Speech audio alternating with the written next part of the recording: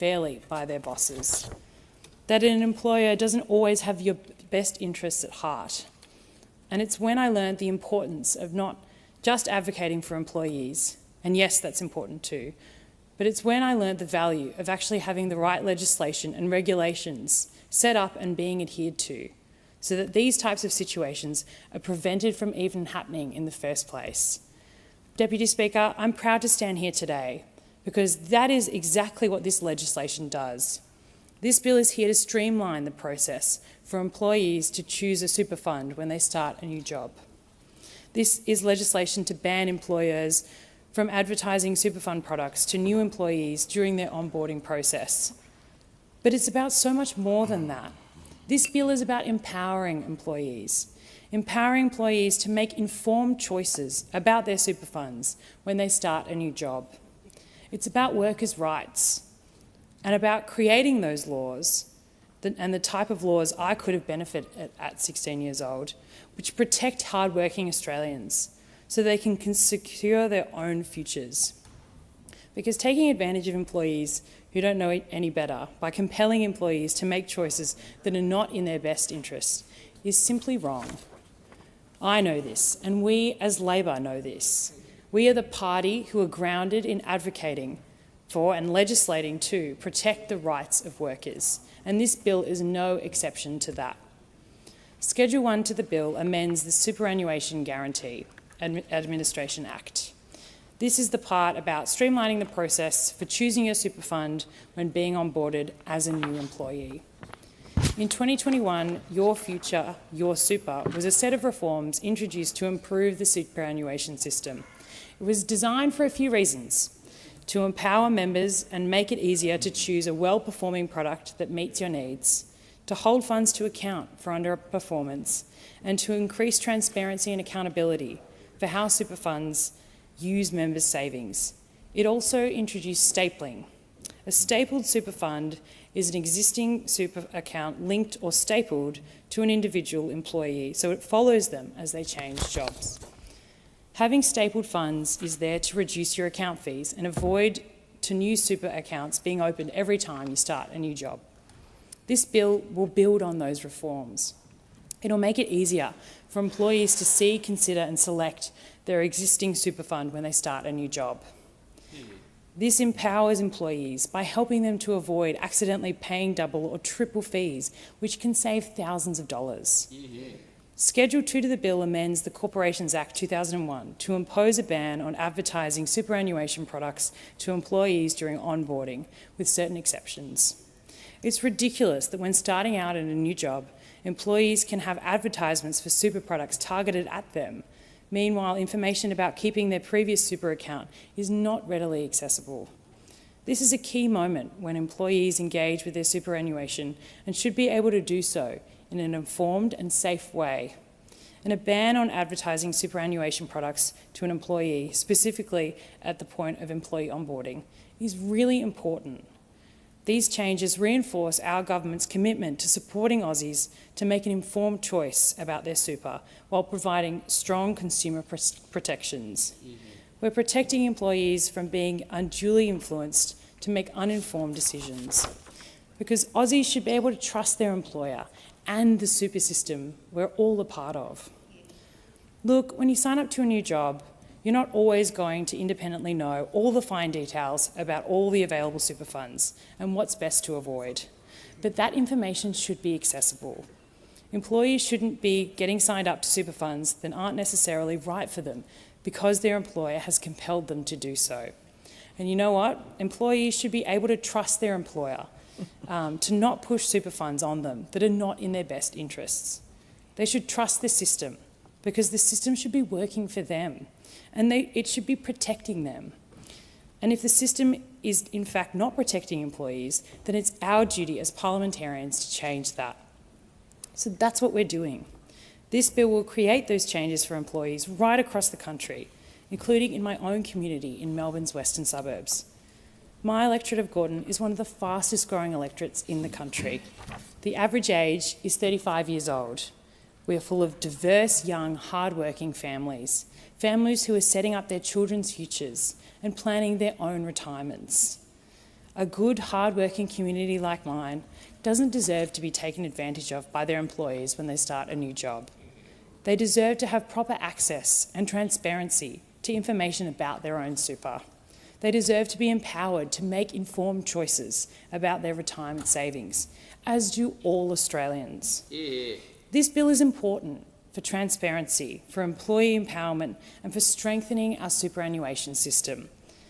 But it's by no means the only measure the Labor government is taking to ensure Aussies are earning more and keeping more of what they earn, right up until retirement. We've passed payday super, a once-in-a-generation reform to fix unpaid super, because workers deserve to get paid their full entitlements, and Australians deserve to retire with confidence and with financial security. The ATO estimates that $5.2 billion in super went unpaid in 2021 to 22. $5.2 billion. That's $100 million every week that workers earned and never received. And thanks to this Labor government, from the 1st of July this year, employers will be required to pay super at the same time as paying wages, instead of paying it quarterly. It means that employees every week will receive their super in their funds within 7 business days of payday. And thanks to this Labor government, and that workers will receive July this year, employers will be required legislation we're debating and passing here today complements those payday super reforms. It means that employees giving employees receive their super in their accurate information 7 business days superannuation details. We're supporting their readiness for our payday super reforms. We're legislating these changes for workers because that's what Labor does. We are the champion of workers' rights, and we always have been. Yeah. I'm proud that this is not the first time that I've stood up in this chamber and talked for our payday super reforms. And that's because this is not the first bill that this Labor government has introduced to build better protections for workers. Late last year, we passed Baby Priya's bill. Baby Priya's bill introduced a new principle into the Fair Work Act to protect families and employees. It means that unless employers and employees have expressly agreed otherwise, employer-funded paid parental leave cannot be cancelled if a child is stillborn or passes away. At the heart of Baby Priya's law is dignity, compassion and workers' rights. The same can be said of our changes to protect penalty and overtime rates. This was about safeguarding fundamental entitlements for around 2.6 million modern award-reliant Australian workers. And there's the legislation I haven't yet had the opportunity to talk about in the chamber because it was passed in the last term of Parliament. And I'm so glad that I have the opportunity to talk about it now. Our Same Job, Same Pay laws have seen thousands of workers receiving up to $60,000 extra in their pay packets each year. Our Secure Jobs, Better Pay laws were about modernising the bargaining system to protect better pay and conditions for workers. The Right to Disconnect laws has adapted Australia's workplaces to meet the needs of what a modern workplace actually looks like. Meanwhile, we've criminalised wage theft. These are all such important changes for Australian workers, changes that go alongside our reforms to the superannuation system. Having lived in the Australia I know and love, it's sometimes surprising to remind myself that, not so long ago, superannuation wasn't legislated. It's only through the work of legislated change and Labor governments that we have the workplace protections that exist today.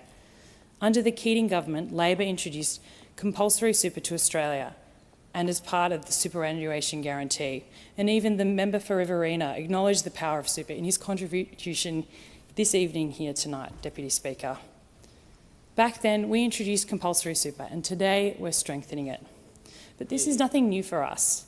Labor emerged directly out of the union movements. It was industrial action that paved the way for the weekend. We introduced annual leave and sick leave, the Fair Work Act, unfair dismissal protections, and our paid parental leave scheme, all under the Rudd-Gillard years. And we've always championed gender equality. When we're talking about super, women really matter, because it's true. Women earn less and retire with less. The national gender pay cap is sitting at 11.5%.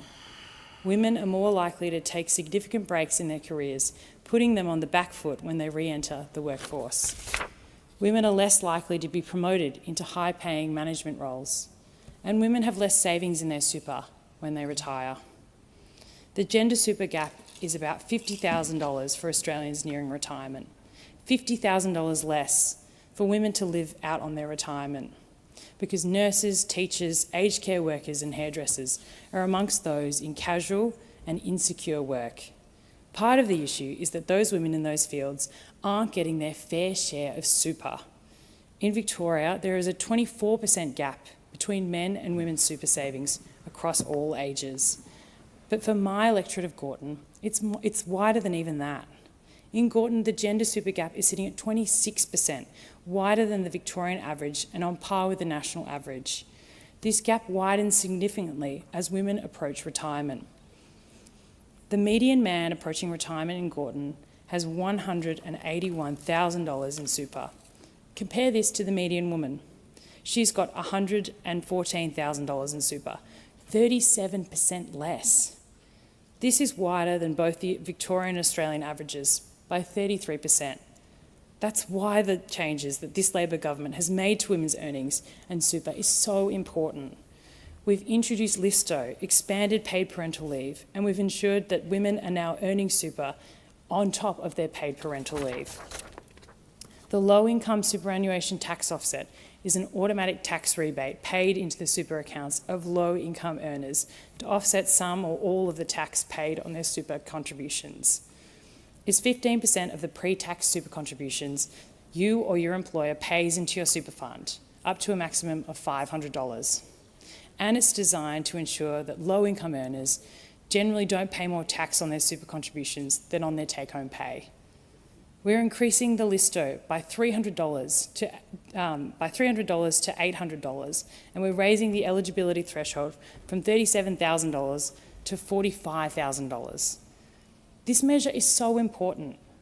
It was about delivering a more secure retirement for 1.3 million Australians, 60% of which are women.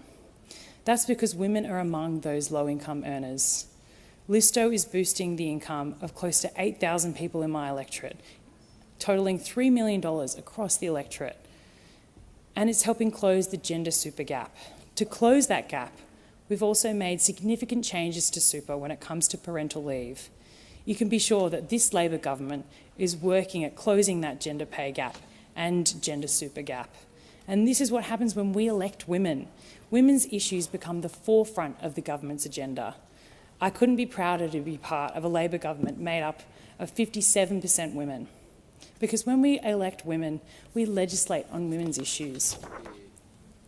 Only our government will protect Aussie's super, because this bill is just one part of the Albanese Labor government's commitment for Aussies to earn more, keep more of what they earn, and to retire with more as well. I commend this bill to the House.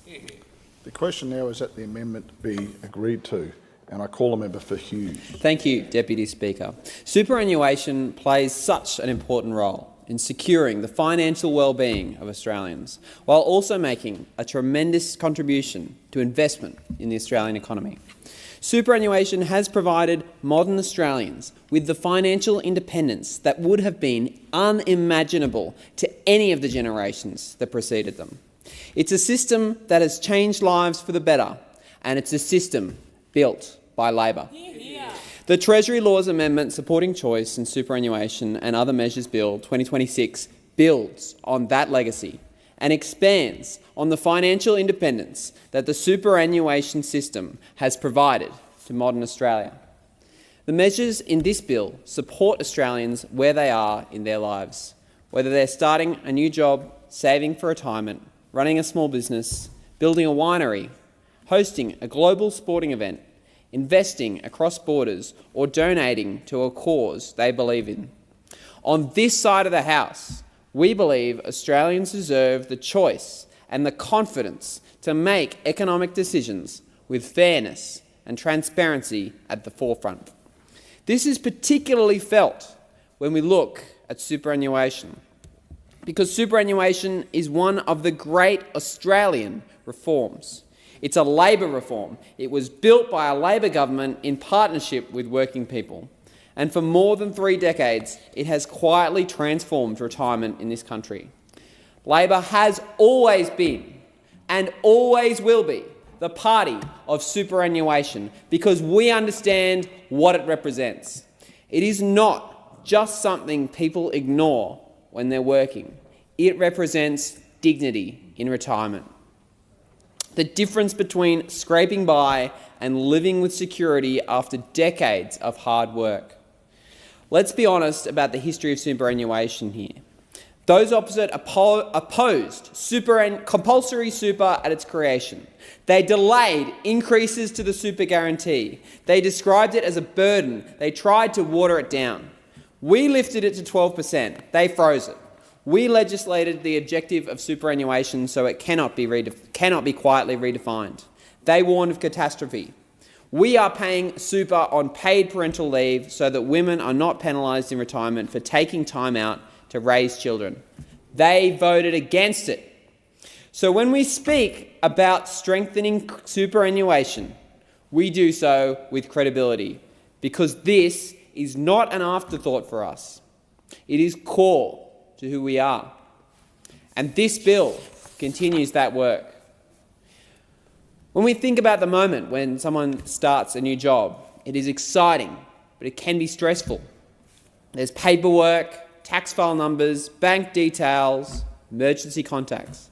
There are systems to log on to, there are forms to sign, and somewhere in that process is a choice about super. In that moment, superannuation is often reduced to a tick box, a choice that compounds over 10, 20 or 40 years, a choice that can mean the difference between security and stress in retirement. Under earlier reforms, stapling was introduced so that workers would remain connected to their existing super fund when they moved jobs. Because for too long, every time Australians moved jobs, they automatically ended up with a brand new super account. That was an important step. It reduced the explosion of unintended duplicate accounts that were eating away at retirement savings through multiple sets of fees and insurance premiums. But the system can work better. Right now, too often, people are asked to choose a fund without clearly seeing their existing one in front of them.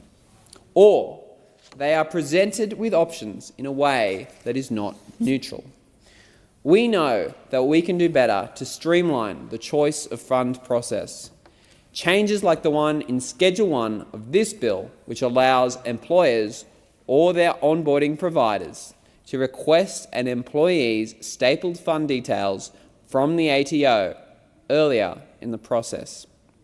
That means when a worker is completing their onboarding, they can see their existing fund details clearly and make an informed choice. Not a rushed choice, not a choice made in confusion, but an informed choice with all the relevant information available. Let's be clear, choice remains. Workers can choose any eligible fund. What we are doing is ensuring that choice is based on transparency, not confusion, because superannuation is not a retail impulse purchase. It's a lifetime investment. A few percentage points in fees compounded over decades can mean tens of thousands of dollars in retirement.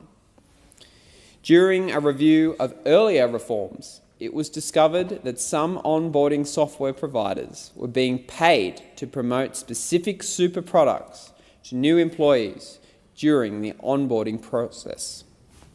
Sometimes products linked to the software provider itself. If we reflect on that, a worker is starting a new job, they're required to provide their details. They are navigating unfamiliar systems. And in that moment, they are showed paid promotions for superannuation products. That's not a level playing field. That's not informed consent. That is commercial influence at one of the most vulnerable points in the process. Superannuation is not a streaming service. It's not something that should be marketed to someone while they are navigating the first day of employment. So we're putting a stop to it. This bill introduces a targeted ban on superannuation advertising during onboarding. It's the end of stealth marketing at the point of employment. It's the end of commercial steering disguised as administration. Employees will see their stapled fund, and they will still see the employer default fund. Certain MySuper products can be displayed if they pass the annual performance test, are advertised by an unrelated party, and are accompanied by clear disclosures. When a worker is providing their super details to an employer, that space should be free from inappropriate influence.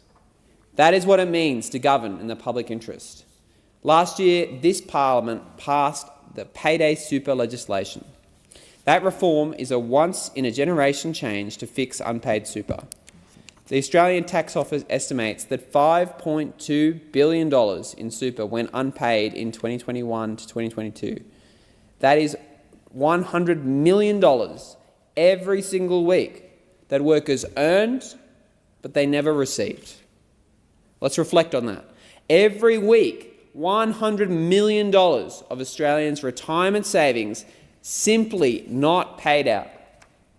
Unpaid super disproportionately affects younger workers and those in insecure work, casual employees, part-time workers, people in industries with high turnover. These are Australians who can least afford to miss out on retirement savings. In a typical ATO investigation of an unpaid super case, a worker has missed out on nearly 2 years of contributions.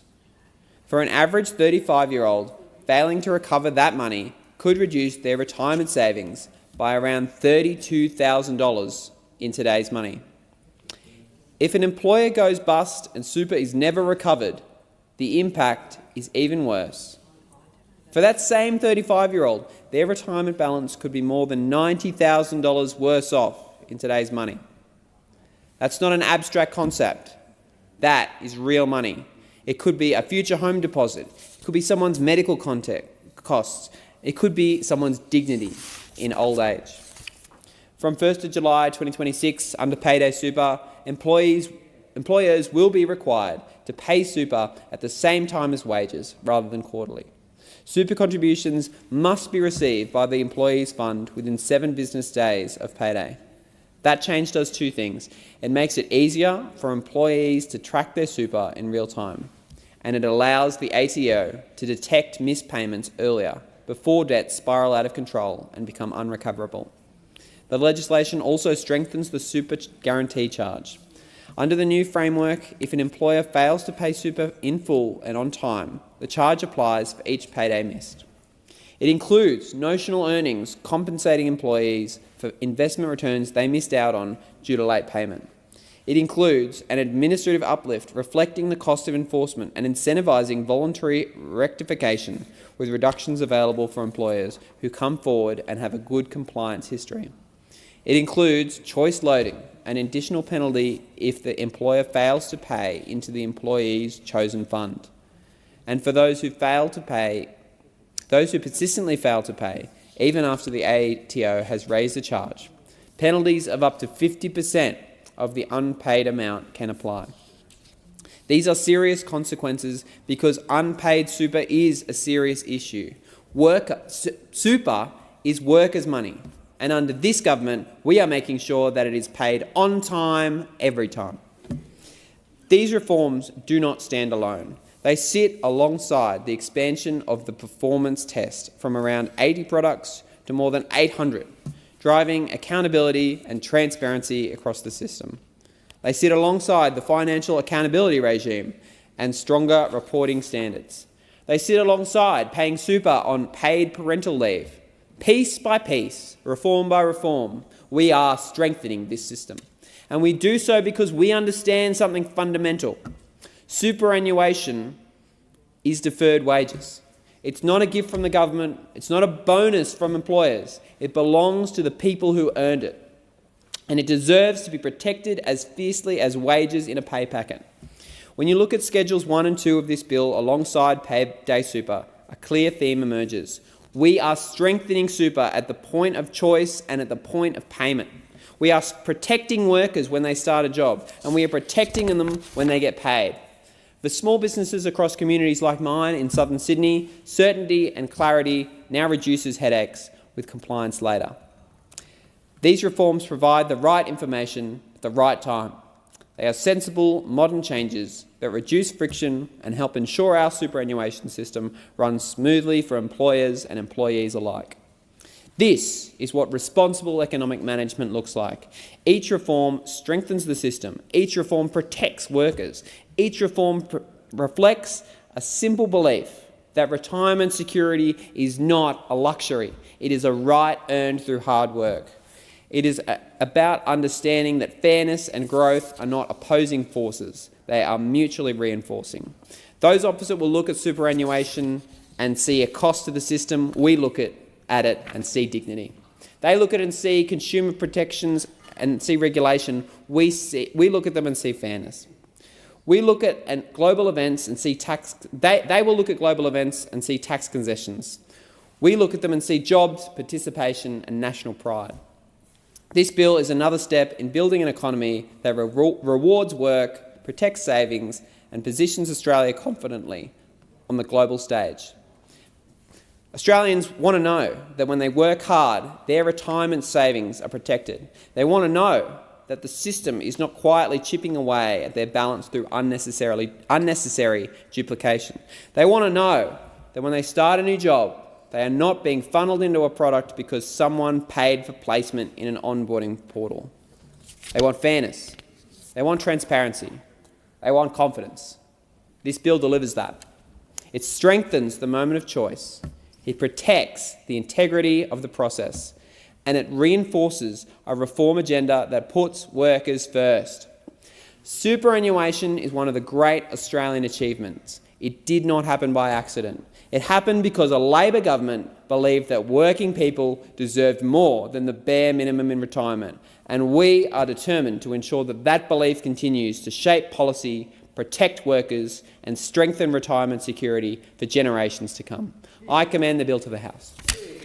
The question now is that the amendment be agreed to, and I call a member for Brisbane. Thank you, Deputy Speaker. I rise in support of the Treasury Laws Amendment supporting choice and superannuation and other measures bill. Now, this bill introduces important reforms to superannuation and tax laws to implement our election commitments, streamline systems and processes and reduce compliance costs for taxpayers. So let's start with super. Labor is the party of superannuation. Why? Because Labor is the party for workers. And let's look at some history. Superannuation in Australia began as a limited benefit salary for white-collar workers, gradually expanding through the union-negotiated industrial awards until the early 1980s. Now, a major shift occurred in 1983 with the then support of the Labor government under the leadership of Bob Hawke. That government was an architect and proponent of the Prices and Income Accord, which exchanged national wage rises for a 3% superannuation contribution, laying the foundations for universal coverage. Now, the most significant reform followed in 1992 under the Keating Labor government. That recognised our ageing population and the unaffordable strain the growing age pension payments would have on the Australian economy. So as a result, the superannuation guarantee, a compulsory employer contribution, was introduced. Starting at 3%, it became a part of a three-pillar retirement income system. Now, although Keating proposed compulsory employee contributions from 1997, this element was cancelled by the Howard Liberal government. Subsequent governments built on or altered these foundations. The Howard government allowed the employer super guarantee rate to rise to 9% in 2003 and restricted super guarantee calculations to ordinary time earnings. It was the Rudd-Gillard government, a Labor government, that later legislated to increase the guarantee from 9% to 12% between 2015 and 2019. But, as history says, it was the Abbott government, a Liberal government, that deferred these increases by 6 years, pushing the commencement to 2021. Now, these deferrals and reversals are typical of the LNP, who have a track record of not supporting workers. Now, more recently, the super guarantee rate reached 10.5% in 2022, and guess who was in government then? Yes, the Albanese Labor government, and it's reached 12%, supported by reforms aimed at improving fund portability and performance. This Labor government has also legislated superannuation be applied to paid government parental leave. Order. It being 7:30 p.m, I propose the question that the House do now adjourn, and I call the member for Flynn.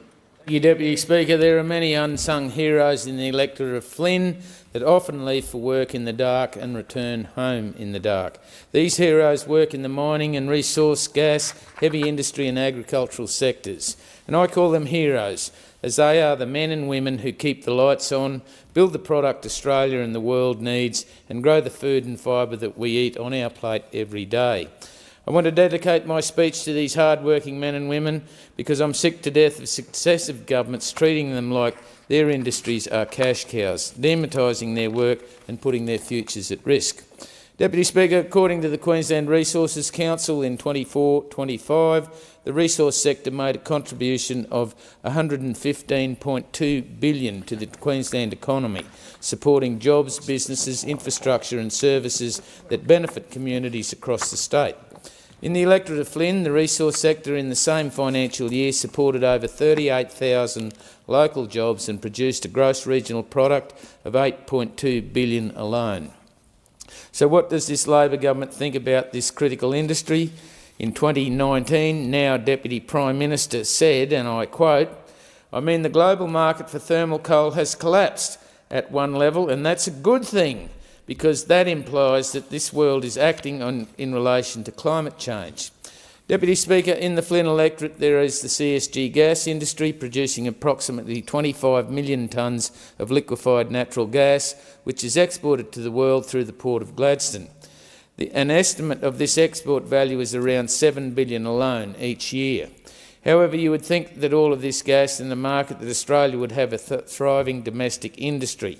Well, not in Victoria, where the Labor state government has given the provisional green light for a fuel supplier, Viva Energy, to build a floating gas import terminal.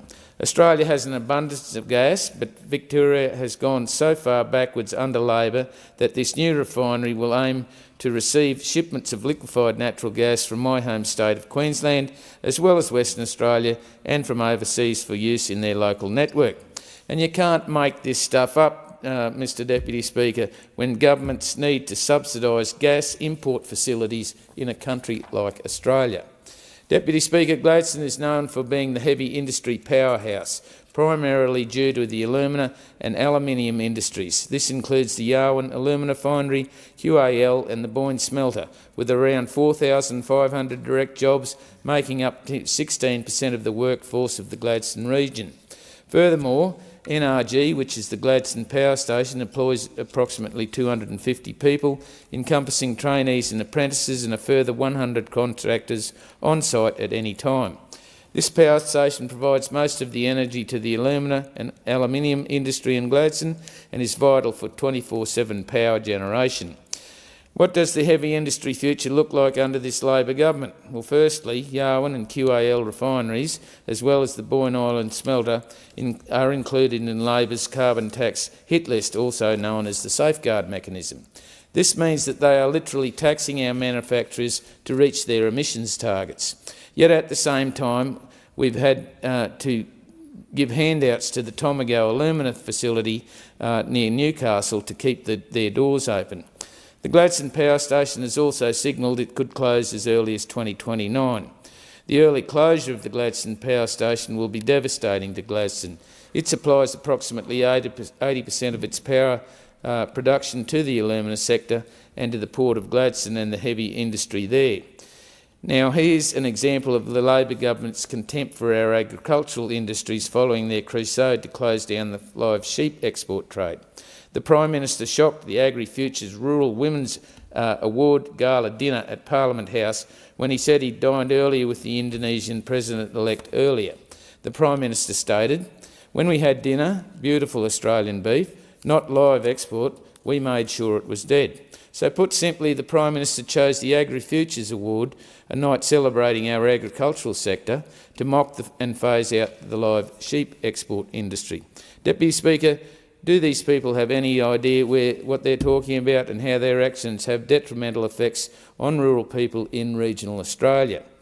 I believe the answer is a comprehensive no. For me, I'm very proud of our traditional industries, particularly in Central Queensland, and I'm always committed to fighting for the future of Central Queensland and its people and its industries. The question is that the House do now adjourn, and I call the member for Macquarie. Thank you, Deputy Speaker. When the Emu Plains Girl Guides told me they were fundraising for a new street library outside their guide hall, I was very happy to help make that happen. It's a work of art, built by members of the Nepean Men's Shed, painted bright yellow and even featuring planter boxes on either side. The official launch was great fun, and I love seeing young people valuing the good old-fashioned paper book as an alternative to screen time. The artworks painted on the street library draw inspiration from the local Darug people, choosing symbols which represent guiding and Emu Plains. And they include women sitting, a meeting place, teaching, a campsite and friends. Take a book, read a book, leave a book is their motto, and I'd encourage kids in the area to do just that at the Emu Plains Girl Guides Street Library on Nepean Street. Speaker, each year the Penrith Museum of Fire holds an art competition for primary-age children. In the 2025 awards, the theme was Trailblazers, marking 40 years since women were first formally allowed to join the New South Wales Fire Brigades, as it was then called, as firefighters. As Special Envoy for the Arts, I joined parents, families and children at the official awards event in January, and I admired the artwork celebrating the courage, achievements and enduring legacy of the women who stepped forward, broke barriers and helped shape the modern fire service. Two of the awards were won by Blue Mountain students. My Mum the Firefighter by Cole Brown from Lura Public School won the highly commended award for Year 2 students. Cole's artworks depict his mum in uniform and wearing breathing apparatus, with smoke, a fire engine and a drone overhead. His very proud family were with him when he accepted his award. The People's Choice Award was won by Elsie Kuhn, who's in kindergarten at Blue Mountains Grammar, for her work Girls Can Do It. This was voted for by the public, and in her own words, girls can do anything and help each other, look after people and animals. Firefighters are brave and strong, especially girls. This is a drawing of my auntie and I saving the day. It was a beautiful work of art. The theme for this year's competition at the Museum of Fire is Dogs in Firefighting, and I am looking forward next January to seeing the shortlisted works, and I'd encourage every student in every school around the country to enter. It is open to everybody around the country, maybe around the world too, but definitely around the country. Speaker, it was a sad day at St Matthew's Anglican Church where we joined Narelle, the wife of Merv Ward from Upper Colo, and their family and friends to honour his life. Merv was 92, and I'd like to take this opportunity to recognise the service he gave to our community over many, many decades. I've known Merv and Narelle through their many community activities over the last 10 plus years, from the Hawkesbury District Agricultural Association, the Hawkesbury District National Servicemen's Association, the Upper Colo community, and through bushfires and floods. Merv's history of service began way back in 1952 when he was called up to national service, choosing to remain in what we would now call the Army Reserve until 1960. He then served as a civil defence warden right through to the early 70s. We also honoured his service as a NASHO at last Sunday's National Servicemen's Service, which Merv and Narelle have led for many years. Narelle continued to do him proud. As well as being involved in community organisations like the Upper Colo Progress Association and the Colo Ratepayers Association, in the 60s, Merv helped form the Hawkesbury Potato Growers Cooperative, an attempt to realign the imbalance of power in the wholesale fruit and vegetable market, something that resonates with us still today. He was part of the Bushfire Brigade service, giving his shed to firefighting appliances rather than his own tractor because there was no actual brigade. That's the kind of person he was. Merv was also a key member of the Hawkesbury District Agricultural Association, serving as a senior executive for almost 30 years. Merv was well known, well loved. He was a character and he will be missed. The question is the House to now adjourn and give the call to the member for Groom. Thank you very much, Speaker. I wanted to use this opportunity to address the comments Grace Tame made this week. And in doing so, I want to acknowledge the Prime Minister's call for us not to politicise this, to have a very cold and calm conversation, and indeed your direction, Speaker, about how we talk on these things in this place. I think it's a really important conversation for us to have, and it's one that matters to me deeply. I spent the best part of 10 years of my life living in the Middle East, working in the Middle East. I have friends in Israel, I have friends right throughout Palestine, through Jordan, Michelle Ramadan, I think of often in these situations. And I think they'd be amazed, Speaker, at how much attention this conflict gets in Australia. And I think they would be even more amazed to see how uneducated we are when we talk about it. Speaker, I arrived in Jeddah shortly after the end of the Second Intifada. And the scars of that conflict were felt right across the region. I remember having a young Syrian girl working for me who had scars on her shoulder. She wouldn't wear the full niqab because it was important for her to show her scars, because that was part of her story of who she was. And when she came into the office, a Western office, she wasn't required to wear that, and she was allowed to get away with that back in that time. And I remember just thinking, this is the bravest person I have ever met in my life. Because as soon as she stepped outside of that office, Saudi religious police would force her to cover up.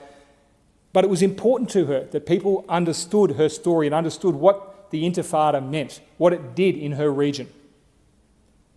And that this was not some happy Che Guevara wearing rebellion.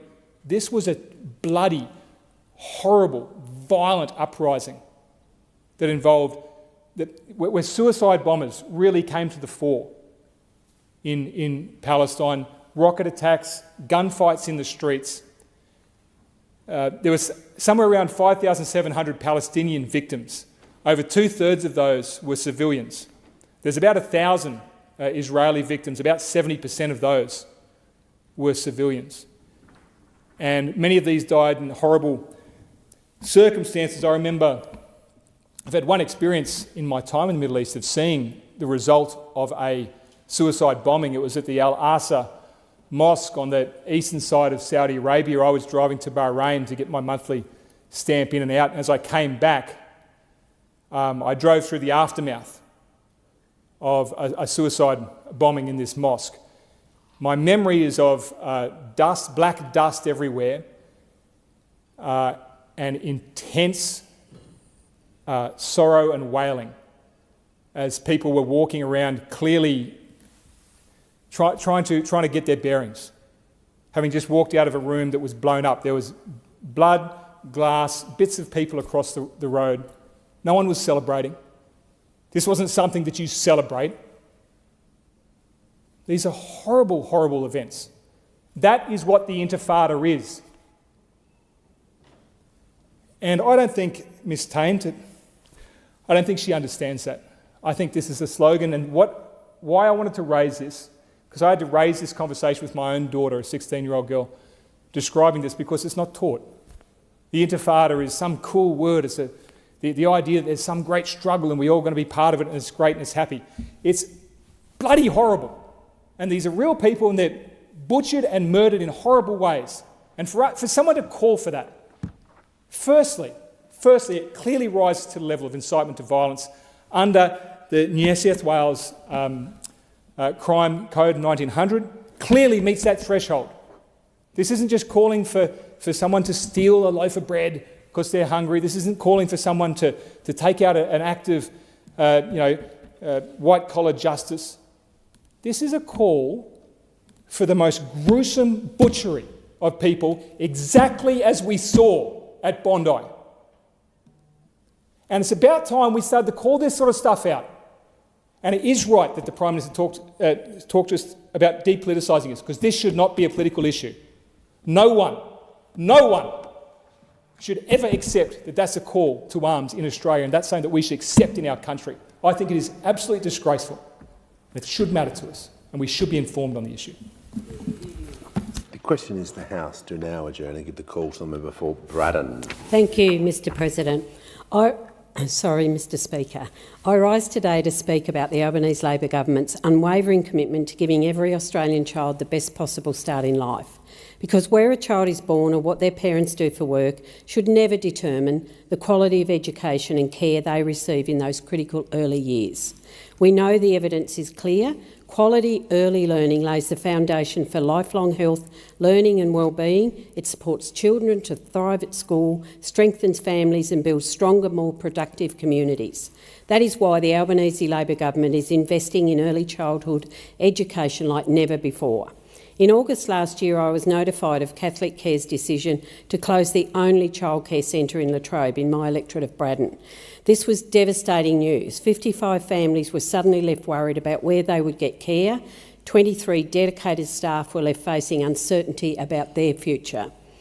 And for an entire community, the closure of St Patrick's Childcare Centre meant the loss of a vital local service. The centre was the only service of its kind in Latrobe. There was no alternative providers in town. Families were forced to look outside of their own community for care, often to centres already stretched with long wait lists and limited capacity. That was simply not acceptable. So I worked tirelessly alongside Latrobe Council, Lady Gowrie Tasmania and the Tasmanian Government to find a solution that put families first. And thanks to the Albanese Labor Government, we delivered exactly that. Through the Community Childcare Fund, Lady Gowrie Tasmania was awarded $334,000. Combined with $200,000 from the Tasmanian Government, this funding ensured that Latrobe had ongoing access to high-quality early learning and care. This investment delivered real and immediate relief for local families impacted by the unexpected closure. And I'm pleased to announce that the temporary facility will open this Monday, the 16th of February. This is an important milestone for Latrobe because it means children can once again access the early education opportunities they deserve close to home in their own community with the same educators that they've been used to and working with and that parents support. But this is not an isolated investment. During the 2025 election campaign, we committed up to $4 million to Malanjena Centre in Devonport to double the number of places to 150.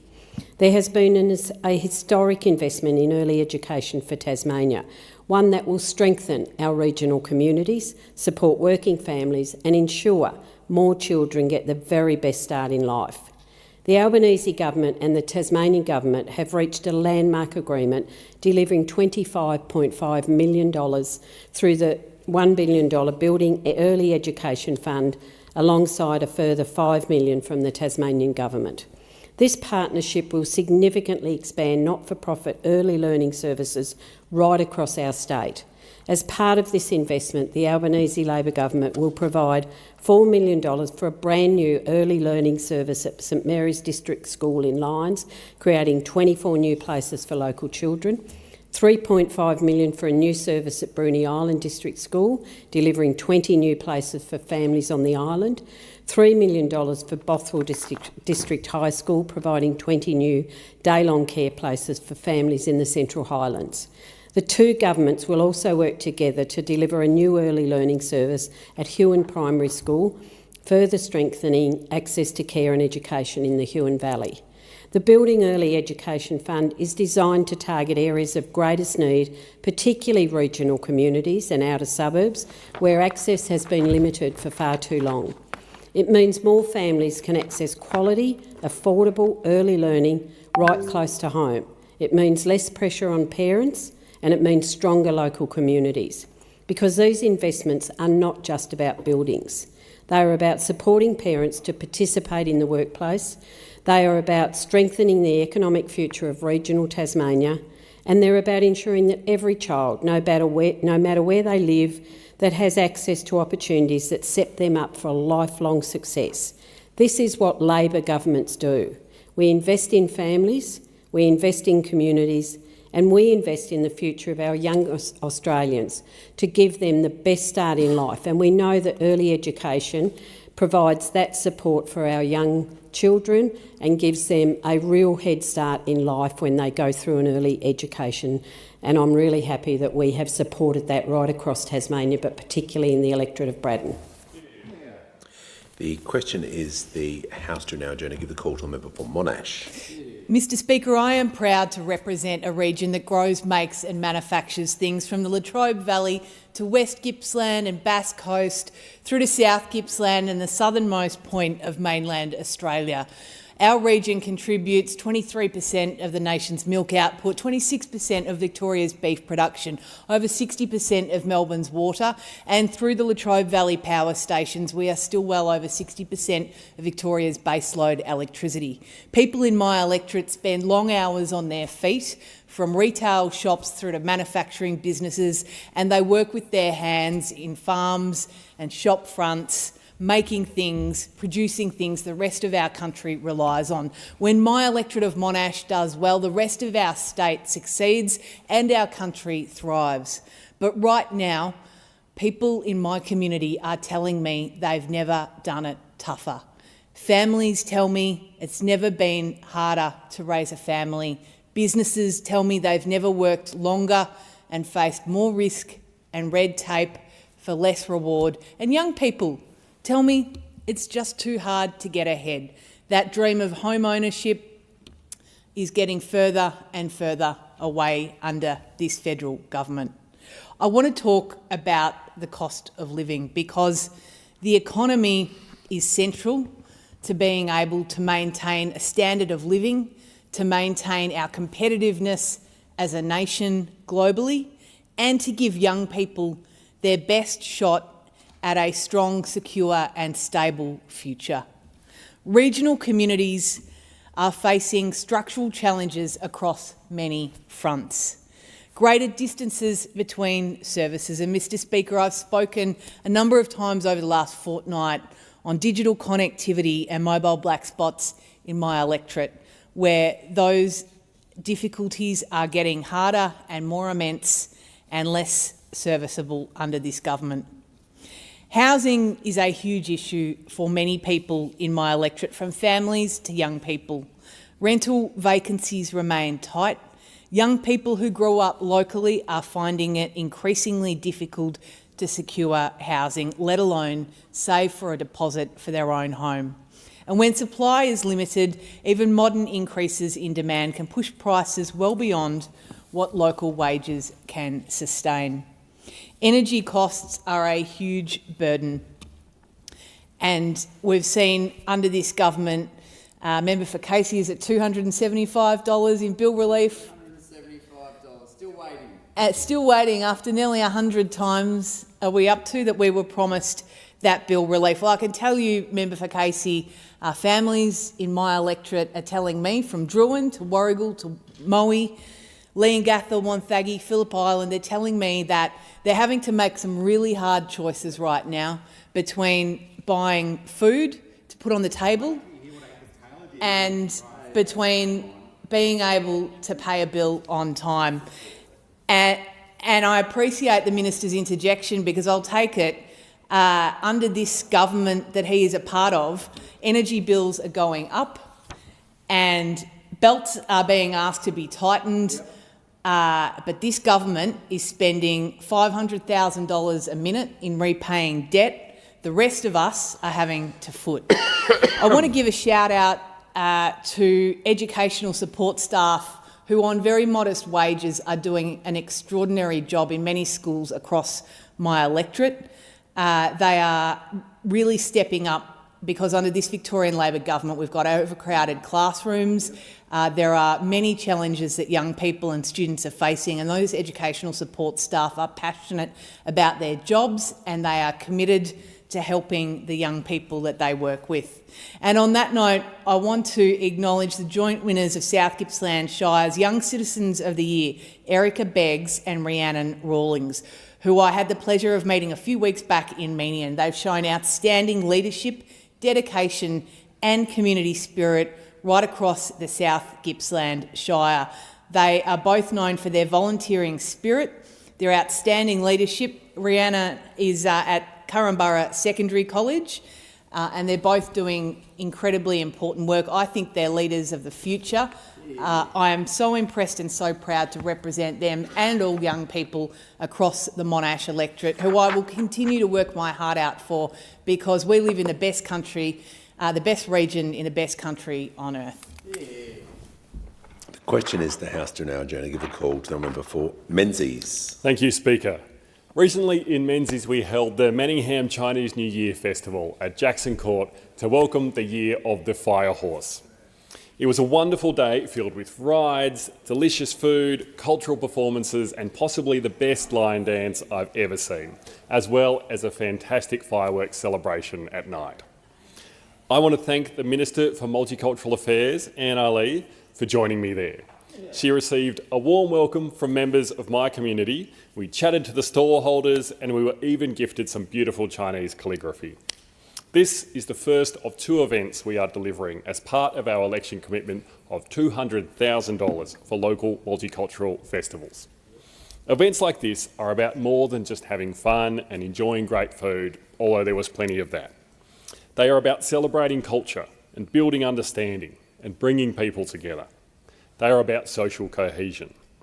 They reflect the Albanese Labor government's commitment to our multicultural communities and to social cohesion. I want to thank Bi Hong Wang, Richard Shi, Tim, Sean, Charlie and everyone from the Asian Business Association of Whitehorse for their leadership, dedication and hard work in bringing this festival to life. It was also an important way of supporting our local small businesses. I want to thank the Jackson Court Traders Association for their engagement with the event. Your collaboration and generosity helped create a welcoming and vibrant atmosphere for everyone who attended. The second part of our $200,000 commitment will deliver the Box Hill Chinese New Year Festival, to be held on the 21st of February along Bank Street in Box Hill. On that day, the streets will come alive with colour as lanterns and traditional decorations transform the heart of Box Hill into a vibrant showcase of culture and community. It reflects the many communities that call our area home, including Chinese, Vietnamese, Korean and others, each sharing their traditions, stories and spirit. Some will come for the food, for Korean kimchi pancakes and Japanese takoyaki, into Chinese steamed buns and Vietnamese banh mi. Some will come for the music and traditional dances, drawn to the rhythm and sound that carry through the streets. When we gather like this, it strengthens and shapes the modern Australian story. It shows that culture is not distant, but lived, shared and experienced together. Festivals like this are more than just dates on a calendar. They demonstrate that while we come from different backgrounds and traditions, we can not only respect but celebrate our differences. That is social cohesion in action, built through inclusion and acceptance and a shared sense of belonging. These celebrations across our electorate reflect a broader strength in our community. This Saturday, I attended the United Muslim Migrant Association Mosque Open Day in Doncaster East, which provides an opportunity for the broader community to visit the mosque, learn more about Islam and engage in open and respectful dialogue. It was a welcoming event with generous hospitality and thoughtful conversations. Members of the community were invited to ask any questions that they might have, and the religious leaders were open to answering them and answered them with grace and with patience and with expertise. Members of our community came together in a genuine spirit of connection. I was accompanied by Vicky Ward, the member for Eltham, and Sonia Terpstra, the member for the North Eastern Metropolitan Region. I want to thank Ahmed and the organising team for their warm welcome and leadership in hosting the day. This has been a difficult time for the Muslim community, and Ummah's dedication to holding this event demonstrates the truth that Islam is a religion of peace, compassion, and moral integrity. In a time of increasing misinformation and polarisation, this openness and graciousness is exactly what we need to build deeper understanding and reinforce social cohesion. I want to thank again Ahmed and the organising team from Ummah for being so open to our wider community and their commitment to building understanding and building bridges and building social cohesion. Thank you. The question is, the House do now adjourn. I give the call to the honourable member. Oh, my apologies. It being 8 p.m, the House stands adjourned until 9 a.m. tomorrow. Even better.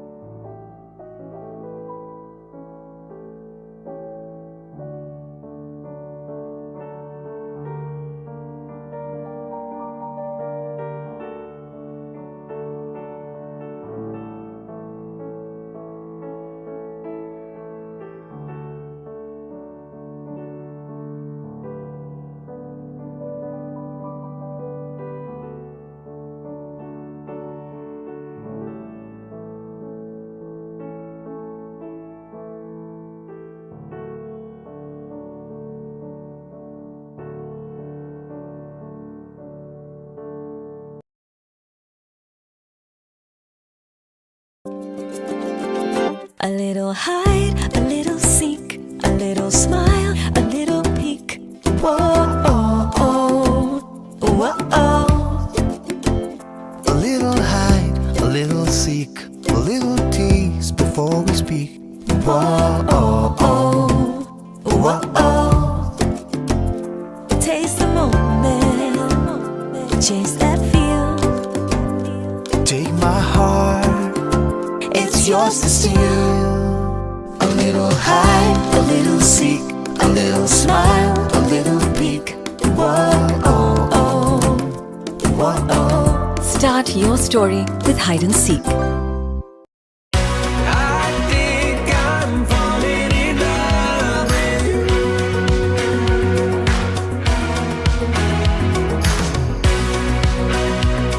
I'm falling in love. Dubai, ready for a surprise?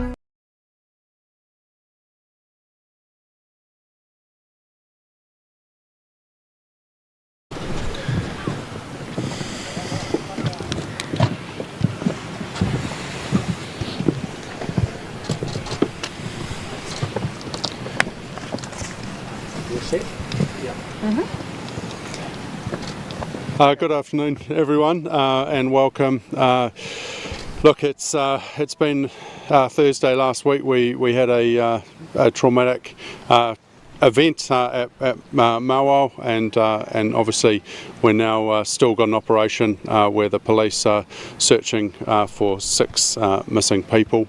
I'm joined here today by Jen Schooler, my Deputy Mayor, and Marty Greenfeld, the CEO, along with the councillors. We just wanted to give you a little bit of an update and talk about some of the announcements made today from both government and how we're responding to this event. So firstly, obviously the weather is playing nice, and with the new equipment, there is a lessened risk for the workers. They have had a successful day yesterday in being able to work most of the day and continue to make good progress in their recovery. And obviously we hope that the weather will continue to be like this. Unfortunately, it is painstaking work, and there's still a lot of earth to uncover and to recover all 6 of those that are missing. It is expected to take still multiple days into weeks until that operation is complete. At the moment, the operation is very much with the police, and as council, we're very much supporting as best we can both the operation and the police and emergency services workers, and doing all we can to support the families in this very tough time. So today you would have picked up that the government made a couple of announcements, one around funding, and have given an extra 1.2 million to the Merrill Relief Funds. That is to be spread across the 5 different regions that have been affected by these weather events. Another which we're very supportive of, is standing up a independent inquiry into the events of what has happened here and what has transpired. So we will work with government, and obviously we had announced an independent review. We are currently looking at that at the moment as to how we deal with that, but knowing how long some of these inquiries can take, it is likely that we will continue with our review. As governors and the governors behind me, we need to know the answers, and we need the community to understand the timelines of what happened and transpired last Thursday. So that is how. But we will continue to work with government and ensure that we don't duplicate each other's processes too much. But I think there is a number of questions and facts that we need to reveal and make sure that everyone is aware of what happened here and the decisions that were made and whether they were appropriate in the circumstances. Further to that, we are organising a community gathering on Thursday. That will be in the evening, and it will be held here at Mount Maunganui. This is an opportunity for people to come together. We know our community is grieving.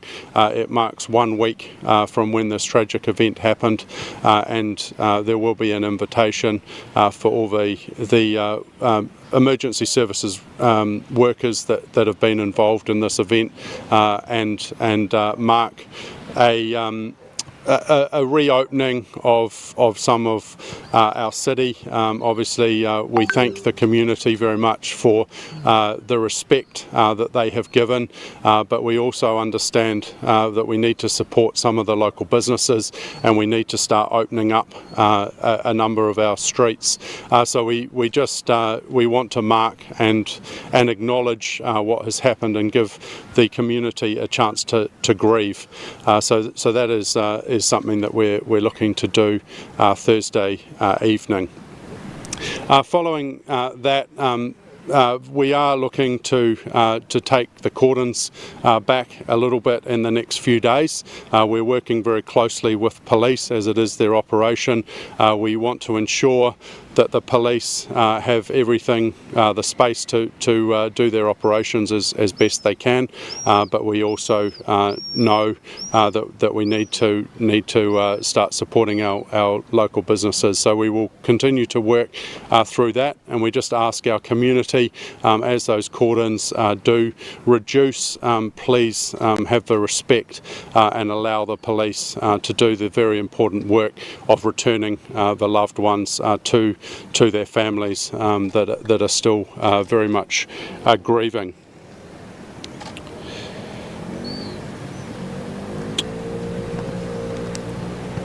We thank the local businesses. We understand that this has been a very tough time and very unexpected in what is one of the peak seasons of our year, obviously going through anniversary weekend.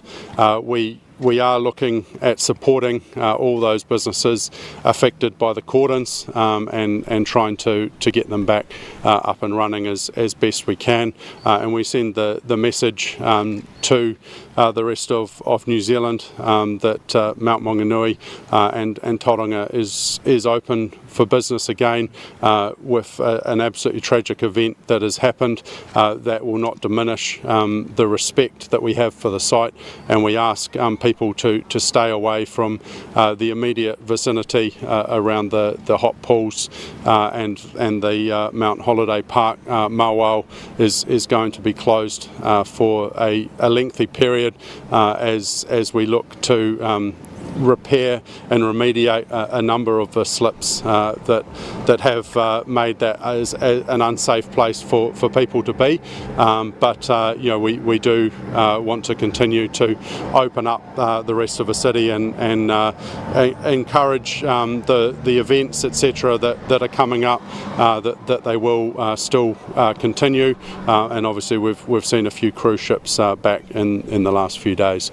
So that is all the statement, and happy to answer any questions. The Prime Minister said today that he thinks the government-led inquiry is a good idea after having spoken to bereaved families. That was the message he said he got from them, and because of a potential conflict of interest with the council investigating its own affairs, if you like. What's your response to that?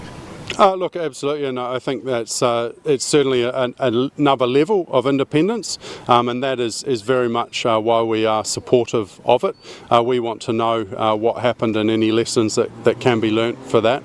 Obviously, being a government inquiry, we expect it to be a much wider ranging inquiry, and as I said, we're just working through the details, but we still think there is merit in doing a review and bringing all the facts and all the decisions that we made as a council out into the open, so that we can as governors make sure that we go through due process, and we understand that obviously government inquiries take a long time. We would be looking to have those answers in a maximum of 6 months, which I think will be well before any other investigation or inquiry is concluded. Do you agree with the Prime Minister, though, that there is the potential for a conflict of interest? There's always a potential for a conflict of interest. Look, this is being run by the governors. That is the councillors behind me. We are elected by the community to represent the community, and I think there has to be some trust and confidence in that, and if people aren't satisfied, they can wait the time to see the government inquiry, but I would expect that both have very similar facts. Just quick follow-up, if I may. Sorry. The Prime Minister specifically mentioned the issue of the ownership of the campground as being an area where there is a potential of conflict. Can you just clarify for people who does actually own the campground? The campground business is Tauranga City Council's.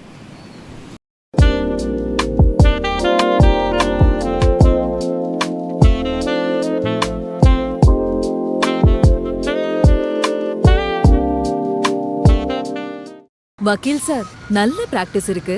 எதுக்கு புது ஃபீல்டுக்கு போகணும்? Sister sister நாட்டை பத்தி யோசிக்கிறாங்க. ஏன் இவ ஃபியூச்சரை பத்தி யோசிக்க வேண்டாமா? SBI லைஃபோட நம்ம மகளோட ஃபியூச்சர் செக்யூர் ஆயிருக்கு. அதனால தான் இவங்களுக்கு அவங்க கனவை நனவாக்க ரைட் இருக்கு. படிங்க. நாட்டோட பல பெண்களுக்கான ஃபியூச்சரை செக்யூர் செய்யணும். உங்கள் கனவை நனவாக்குங்கள்.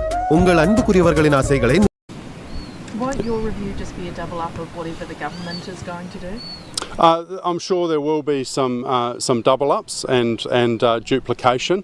However, as I said, I think in this situation we have a due diligence to do as governors of Tauranga City Council, but also, as I said, the speed and getting this out into the public as soon as we can. I think there is a lot of merit in that.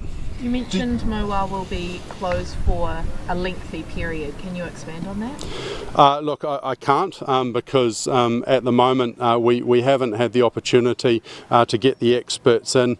I can tell you there is a number of significant slips all around the Maunga, and you know, from what I understand, things like the four-wheel drive track has been significantly damaged. I know you know, the base track as well as some of the tracks up the Maunga have also been significantly damaged. So you know, we have over 1 million visitors a year onto Mauao, and so you know, it is a much loved and treasured part of the community, but until the police operation is finished, we won't have access to start to assess and understand what needs to be done to bring that so that the community is safe in using the facility again. Did police push back against your proposal to pull back the cordon or not? What was the discussion like? Was it robust? Or? Look, we are working very well with all the services. They absolutely understand the need, and you know, the discussions has been around safety, around what they need operationally, and everything that we have done. The plans have been agreed by both parties. Can you talk about a report that I understand in the last year or two the council has done an assessment of the stability of the Maunga, but that may not have included the campsite. Can you just comment on that at all, please? Yeah, look, there's a number of reports, and we have instructed as governors again our CEO to gather all these reports together. Obviously, they will be useful within an independent review, but we're also actually seeing the information being talked about. We want to release that to the public, so we will be releasing as much information as we can to the public before this review takes place. You know, this has been an absolute tragedy. 6 people have lost their lives, and there are some legitimate questions that need to be answered, and as governors we are all here, and Māori is very much on board with both the review and with directing the organisation to hold no secrets, and release as much information as is needed to make sure we have a robust process. Are you at all concerned that police have launched a criminal investigation on this one? Look, there's 6 people have lost their lives. That is very serious. So, look, the police, you know, the coroner, we've got government independent review. We've got WorkSafe. I'm sure will want to come and investigate. We are again directing the organisation, and everyone will be open and answer the questions honestly. And you know, we need to get the truth out.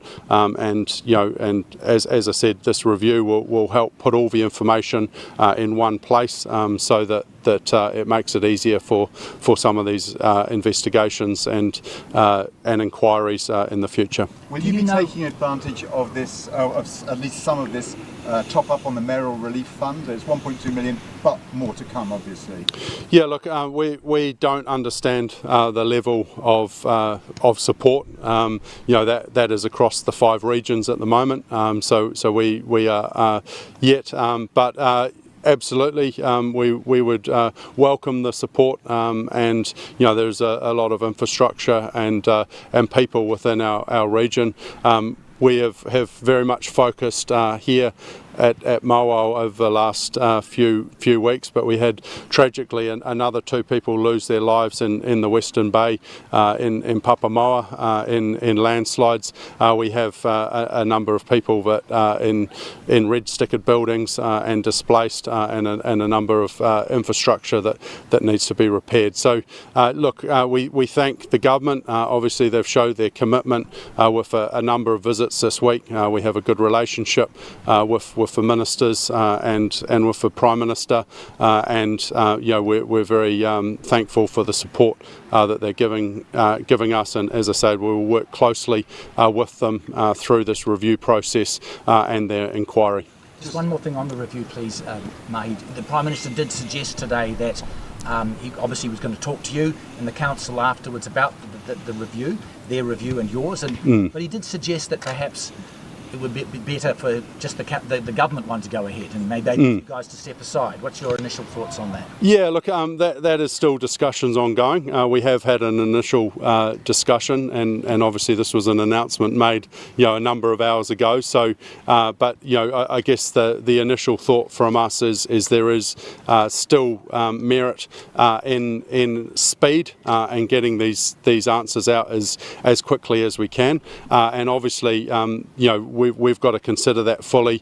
This may bring the scope and in terms of reference much narrower to answer the questions that we feel we need to from Tauranga City Councils and our management of the campground and the decisions that were made in those hours leading up to the slip. Can you tell us about the party quickly? Who else is invited? Is it just the emergency services, or is it like the people of Mount Maunganui? Look, the gathering, it's not a party. We're not celebrating anything. Sorry, We've had an absolutely tragic event. Look, we've seen from our community, and it's been absolutely humbling to see how our community has got together and supported the families. And I can tell you, the families are blown away with the support they feel. So it is an opportunity to invite all our communities from Mount Maunganui,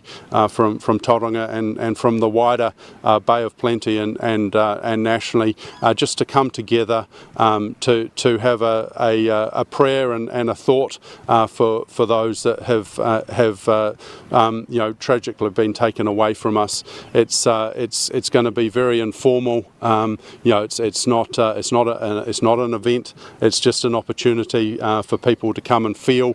A lot of people have missed seeing Mowal behind me, and it's just an opportunity to come back and be with each other and seek solace from each other, and obviously stand in solidarity with those families that have tragically lost their loved ones. Exactly. Where will it be and what time?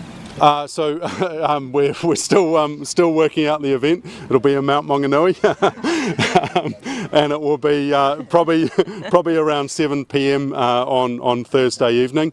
So we're just sort of working through the details, and we hope to have most of those out tomorrow. A space for a lot of people to gather potentially. Yeah, absolutely. So we're just working through those details, and hope to have some communications out tonight and tomorrow morning. I think just to explain, we've had some really beautiful and moving ceremonies down at the work site with the family, with our local iwi, and with karakia and waiata, both at the start and the end of the day, and that involves all the workers, etc. And so we really just want to open that opportunity for our wider community to come and share and be part of something that is pretty moving, and as I say, stand in solidarity with those that have lost loved ones. Sorry, one last little thing. It's actually not a little thing. Are you able to tell us at this stage if any remains have yet been recovered and returned to families? Look, that is really a matter for the police. What I can say, there certainly has been human remains found, and that is a matter for the coroner and police as to where they are with that process. Thank you. Thank you. Thank you very much. Thank you. Well done. Thank you. How to get the car out speeding, I'm going to take it out of the corner. Move to the next event. Rock on. That's where now?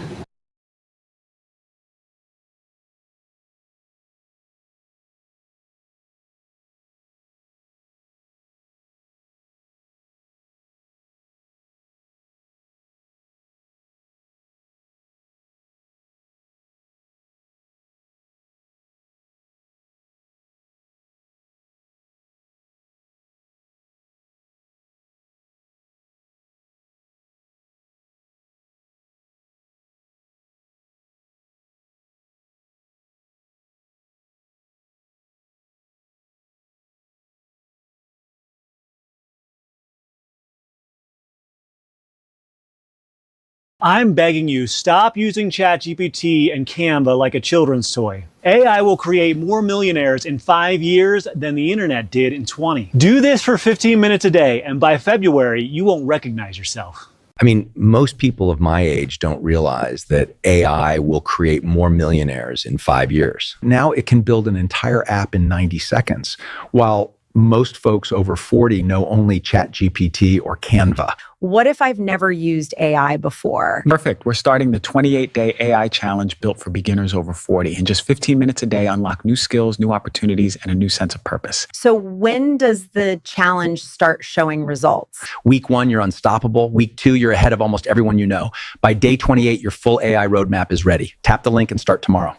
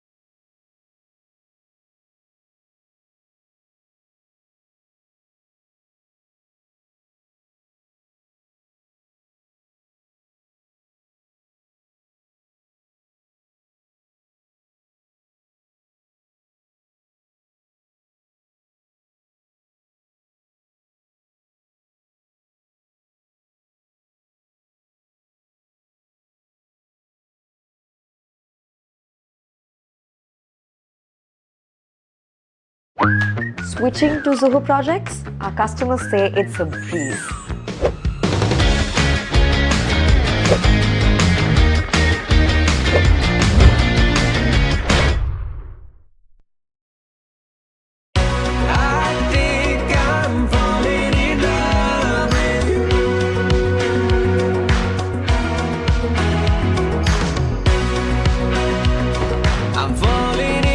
Dubai. Ready for a surprise?